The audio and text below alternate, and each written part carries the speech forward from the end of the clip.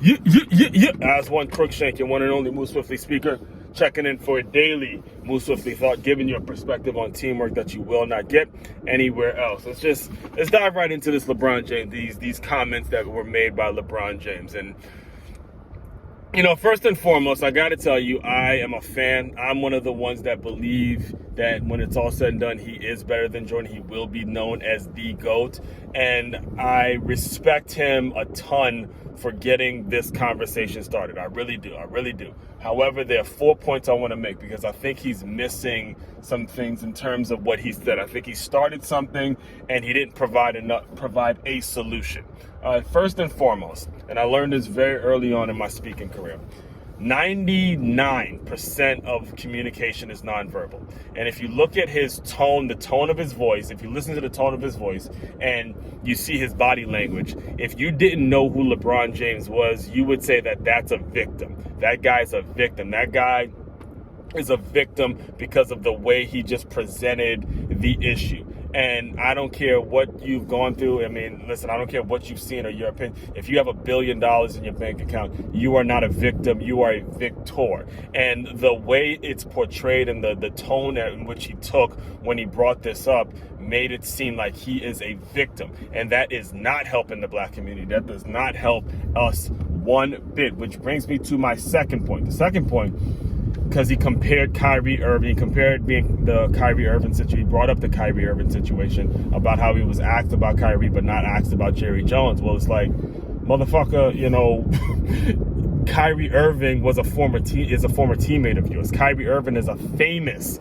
black athlete. He's not your typical black man that you see on the street every day. So people wanted your opinion on someone that you have publicly praised, that it was like a brother to you at one point, that you've talked about and you won a championship with. Comparing the situations does absolutely nothing for your argument. You've been better off just saying, hey, why haven't y'all asked me about the Jerry Jones photo? Keeping it straight like that and then putting them on the hot seat, all right? The third point that I would have loved to see as a black man that's in the speaking world, in the thought leadership world, in the world of inspiring young black kings. I would have loved to hear him talk about how all of this stuff about how us black men are being prosecuted and the way we're being exploited when we do things wrong. I would have loved to hear him say that is our blessing. It's our blessing that we get to have that privilege, all right? Because it is a privilege. It is something that makes it so we're stronger because we have to go through it. We have to go in our mind when we're going out and doing some great things, when we're going out and making our decisions.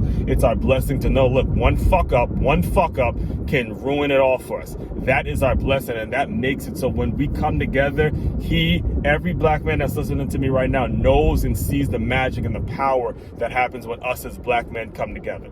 All right. Final point. Main thing. This is an old phrase. Actions speak louder than words. So for you to get up there and make these bold statements and then drop the mic and then not take questions.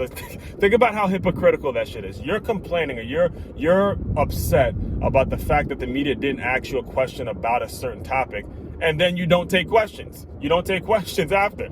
You drop the mic. You don't keep the mic. I would have loved to see you have the microphone and say, all right, now y'all can ask me some questions. And for those of I've heard a lot of media folks talking about, oh, well, they asked him about Trump. They asked him about this. Well, he publicly expressed his disgust and his anger towards Trump. So they asked him about the things that he publicly tweeted. But for him to make this statement, which was a very powerful and a very great statement that he made, and then not take questions, that makes him just as cowardly as the people who didn't ask him the questions. Or I don't know if it makes him as cowardly, but it definitely doesn't create a solution, which should be the main thing that's on everybody's mind, is what the fuck is the solution? We can't keep just making these bold statements and then letting it fly without providing and creating a solution, because all you're doing is creating more victimhoods, more victims and more victims. And that's not what we want. All right. By you not taking questions now, the Stephen A. Smiths and all the other reporters are speaking for you, the Jay Williams are speaking for you.